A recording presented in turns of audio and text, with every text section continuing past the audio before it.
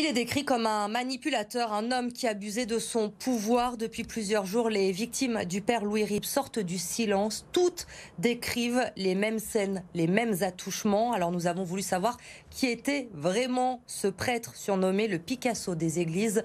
Les précisions d'Arthur Blé. C'est à Gramont, dans les monts du Lyonnais, que Louis Ribes est né en 1920.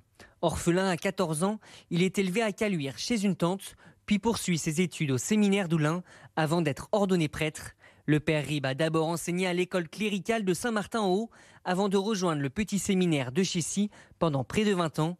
À la fin de sa carrière, en 1968, il se rend au séminaire de Vienne. C'est là qu'il aurait abusé de plusieurs enfants. Désormais adultes, les victimes racontent un homme manipulateur qui abusait de son pouvoir. Il était censé s'occuper de lui, c'est-à-dire arroser son jardin, puisqu'il était censé, soi-disant, être un peu malade. Une fois qu'on était là-bas, par contre, on était un petit peu les rois. On avait plein de choses qu'on n'avait pas chez nous à la campagne. On avait une salle de télévision où on avait, je sais pas, de mémoire, je revois la salle, peut-être 300 cassettes vidéo. Il y avait un ordinateur où on pouvait faire des petits jeux vidéo, on pouvait faire de la pyrogravure, il y avait un piano là-bas, je me rappelle, à Vienne.